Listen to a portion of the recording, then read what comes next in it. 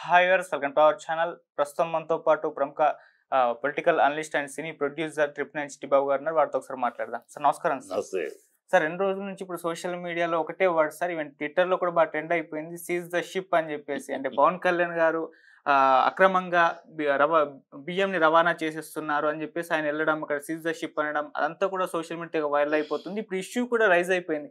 చాలా మంది మాట్లాడేస్తున్నారు, చాలా కాలం నుంచి ఈ అక్రమ రవాణా జరుగుతుంది అని చెప్పేసి 45,000 కోట్లు అని అంటున్నారు, వైసీపీ హయాంలో జరిగింది అంటున్నారు, ద్వారంపూడి ఇన్వాల్వ్మెంట్ కూడా ఉంది అని కూడా చెప్పేస్తున్నారు. సార్ ఏం జరుగుతుంది, మీరేం చెప్తారు? అది అసలు ఇదంతా ఒక బిల్డప్ మ్యాటర్ తప్పితే ఇప్పుడు ఆల్రెడీ ఈయన వెళ్ళటానికి ముందు రోజే కలెక్టర్ సీజ్ చేశారు షిప్.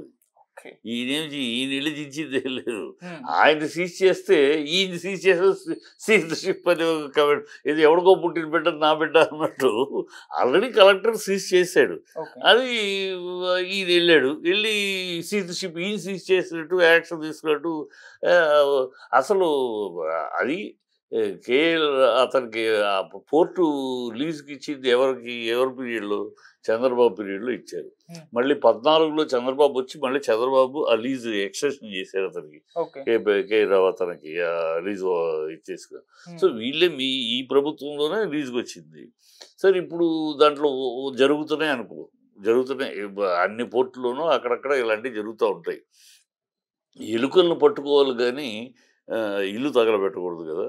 పోర్టు మొత్తాన్ని అసలు బదనాం చేసేసి పోర్టు డ్రగ్స్ కోసం ఉందని అదని అసలు అక్కడ అన్ని షిఫ్ట్ వెళ్ళిపోతున్నారు.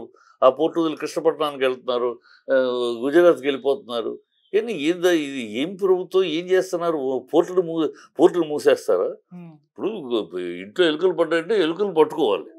అది ప్రభుత్వం మీ దగ్గర ఉంది, కేంద్రంలో మీరున్నారు, చేసుకుని పోర్టు అథారిటీ పిలిపించుకుని అది ఎక్కడ జరుగుతుంది పట్టుకోవాలి.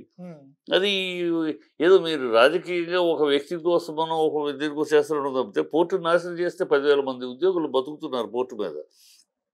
కాకినాడలో టెర్రరిస్టులు వస్తారు. ఇంతవరకు కాకినాడ చరిత్రలో ఎప్పుడు లేదే. అది కాకినాడ అనేది అసలు పెన్షన్ వాళ్ళకి స్వర్గధామం. అంటే దేశంలో రాష్ట్రంలో ఎక్కడ పెన్షన్ ఉద్యోగాలు అయిపోయినా ఆ పెన్షన్కు వచ్చి హ్యాపీగా కాకినాడ దగ్గరికి వచ్చి బతుకుతారు.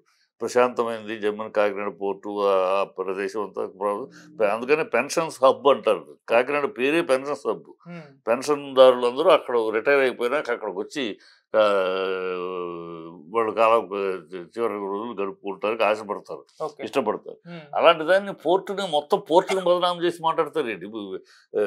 జరిగితే ఒకటి పట్టుకోండి, యాక్షన్ తీసుకోండి, దాన్ని కరెక్ట్ చేయండి, మీ చేతిలో అధికారం ఉంది, అక్కడ ఉంది.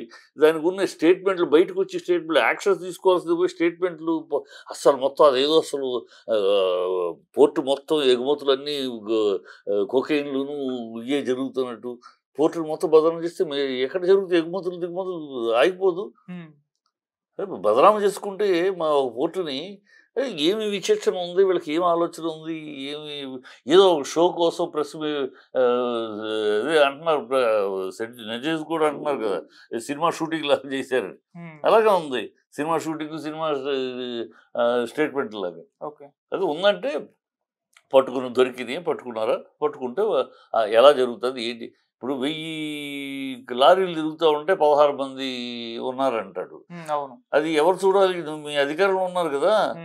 1000 మంది ఉంటే 16 మంది ఎలా ఉన్నారు, ఏంటి, ఎందుకు ఉన్నారు, ఎందుకు తక్కువ ఉన్నారు, దాని రిక్రూట్మెంట్ ఏం చేయాలి, చెయ్యండి. అది 16 మంది ఉన్నారని దాన్ని ఏదో ఎవరో చేసినట్టు మీ అధికారంలో ఉన్నారు, మీ ప్రభుత్వం మీ పైన కింద మీరే అది చెయ్యాలి. దానికి పరిష్కారాలు ఏంటి, దాంట్లో ఏంటి లోపం ఉంది, ఆ లోపాలు సరిదిద్దే బాధ్యత మేము చేసుకోవాలి. కానీ ఇది కూడా ఎవరి మీద నెట్టేసి గత ప్రభుత్వం అని ఇది పిచ్చి. గత ప్రభుత్వం చంద్రబాబు ఇచ్చాడు అతనికి లీజు 14లో, అంతకుముందు అతను ఇచ్చాడు పీరియడ్, తర్వాత 14లో రెన్యువల్ చేసింది ఆయనే పోర్టు లీజుది. అదే జరుగుతుంది.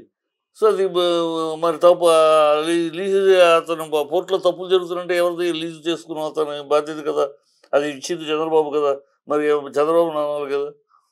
ఇవన్నీ ఒకళ్ళ మీద నిందలేయటం కాదు. అంటే మళ్ళీ వైసీపీ గవర్నమెంట్ వచ్చింది, మరి వాళ్ళు కూడా ఆపే ప్రయత్నం చేయలేదు. వాళ్ళు ఇప్పుడు జరుగుతుంది, అది దద్దా జరుగుతుంది. దొరికినప్పుడు దొరుకుతారమ్మా. ఈ స్మగ్లింగ్ చేసే వాళ్ళంతా ఓపెన్ గా చేయరు కదా. ఓపెన్గా చేరు. అక్కడ కుమ్మక్క అవుతారు వాళ్ళతోటి, అక్కడ స్టాఫ్లతోటి అన్నీ జరుగుతాయి. అది ఆ కుమ్మక్క అయ్యి అది జరుగుతూ ఉంటుంది దొరికినప్పుడే. ఎర్రచందనం రోజు జరుగుతుంది, దొరికినప్పుడే ఎర్రచందనం సంకులు, దొరకనప్పుడు వాళ్ళు దొరకకుండా చేసుకుంటూ పోతూ ఉంటారు కదా. ఇక వీళ్ళకి దొరికారు, సంతోషం మీకు దొరికారు, ఇన్వెస్టిగేషన్ చేసి దొరికారు, పట్టుకుని రెక్టిఫై చేయండి, దాన్ని కరెక్ట్ మార్గాలు చేయండి, ఎందుకు తక్కువ ఉన్నారు, తక్కువ రిక్రూట్ చేయించండి డ్రైవర్ని, ఎక్కడ ఆఫీసర్స్ ఎవరు తప్పు చేస్తున్నారు ఆఫీసర్ సస్పెండ్ చేయండి, మీ ప్రభుత్వమే కదా పైన కింద చెయ్యండి. దాన్ని వదిలేసేసి ఉన్నాయి దాని క్రోనీ పాయింట్స్. గత ప్రభుత్వం కన్నా ముందు మీరు ఇచ్చిందే కదా, అదే కంటిన్యూ అవుతుంది. మీరేం పీకారు మరి 14 నుంచి 15? ఇవాళ ఒక రోజులో మొదలైంది కదా. ఇదంటే అక్కడ దందా ఇలాంటి ఇది ఎప్పటి నుంచో జరుగుతుంది. ఆ ఒకటి జరుగుతుందని దాన్ని పట్టుకుని మొత్తం అసలు పోర్టు మొత్తమే దివాళా కోరు పోర్టు అన్నట్టు మొత్తం ఆగిపోతుంది కదా. 10,000 మంది ఉద్యోగుల జీవితాలు నాశనం అయిపోతాయి కదా. ఒక తప్పు చేయదు. అందుకని అంటున్నా, ఎలుకలు ఉన్నాయంటే ఎలుకలను పట్టుకోండి. ఎలుకలు ఉన్నాయని ఇల్లు తగలబెడతానంటే ఎట్లా, మొత్తం పోర్టుని నాశనం చేస్తామంటే ఎట్లా? పోర్టు మీద కాకినాడ ప్రజలందరూ చాలా బాధపడుతున్నారు కదా. వాళ్ళ కాకినాడ పోర్టు ఎప్పుడు కూడా వీళ్ళు వస్తున్నారు, టెర్రరిస్టులు వస్తారు, ఇవే చెప్తున్నారు నిన్న మా మీటింగ్లో. టెర్రరిస్టులు ఎప్పుడు కాకినాడలో ఎప్పుడు టెర్రరిస్టులు విన్నాము మనం? ఎప్పుడన్నా విన్నా? ఎప్పుడు జరిగిందా? ఎందుకు కొత్త అపవాదులు తీసుకొస్తారు అంటే మొత్తం ఆగిపోవటానిక? ఎవరికి నష్టం? ఆగిపోతుంది. దాన్ని పెంచుకుని శుభ్రంగా ఆదాయం, ప్రభుత్వ ఆదాయం పెంచుకోవడానికి అవకాశం, ఎగుమతులు పెంచడానికి అవకాశం, ఎక్కడ తప్పు జరుగుతుందో తప్పు సరిదిద్దుకుంటూ తీసుకెళ్లాల్సింది పోయి ఇదేమి రాజకీయం, ఇదేమి పద్ధతి? ఉప ముఖ్యమంత్రి నన్ను ఎవరు పట్టించుకో, నీకు ప్రోటోకాల్ లేదయ్యా. అక్కడ ఉప ముఖ్యమంత్రికి మన కాన్స్టిట్యూషన్ ప్రకారం ఒక మంత్రికి ఎలాంటి అధికారాలు లేవు. అతను ఒక మంత్రి లాంటి ప్రత్యేక అధికారాలు ఏమీ లేవు. సీఎం ఉండే అధికారులు లేవు. అక్కడ అంటే సీఎం వస్తే ప్రోటోకాల్ వస్తుంది, డిఎస్పీ వస్తారు, ఇంకోళ్ళు వస్తే ప్రోటోకాల్. అది ఉప ముఖ్యమంత్రికి ప్రోటోకాల్ లేదు. ప్రోటోకాల్ వాడు రాలేదు, వాడు వీడు అంటాడు, తప్పు కదా. నువ్వు ఒక కానిస్టేబుల్ కొడుకువి, ఒక డిఎస్పీని వాడు రాలేదు అంటే వాడు గీడు ఏకవచనంలో మాట్లాడడం ఏమి అసలు విచక్షణ లేదు, ఏమీ లేదు. ఏదో సినిమా స్టైల్ మాటలు తప్పితే కరెక్ట్ కాదు అది. అలాగే సార్, ఇప్పుడు దీన్ని ఇష్యూని పవన్ కళ్యాణ్ గారు రైజ్ చేయడం వల్ల ఇప్పుడు ఆయన ప్రాణహాని ఉంది. ఎందుకంటే ఇది కాస్త ఇంటర్నేషనల్ స్మగ్లింగ్ గ్యాంగ్కు వల్ల ఈయనకి ఇబ్బంది ఏర్పడే అవకాశం ఉంది ఇష్యూని రైజ్ చేయడం వల్ల. అందుకే సెక్యూరిటీ పెంచాలని చెప్పేసి జనసేన వాళ్ళు కూడా కోరుతున్నారు సార్. మరి నిజంగా ఆ స్థాయిలో ఉందంటారా సార్? శత్రువులు పెరిగిపోయారు, బిల్డప్లు ఇచ్చుకుంటాయి. ముందు బిల్డప్లు నేనే చేసేసాడు, ఈయన తప్పడానికి ప్రయత్నాలు, ఇదొక పెద్ద బిల్డప్, ఇదొక సింపతి గెయినింగ్, ఇవన్నీ ఎందుకు ఈ పిచ్చి వేషాలు? పని చేయండి, గెలిపించారు, పదవిలో కూర్చున్నారు, పనులు చేయండి, ప్రజలకు ఇచ్చిన హామీలు నెరవేర్చండి, ప్రజలకు ఇచ్చిన హామీలు సూపర్ 6 అన్నారు అవి చెయ్యండి.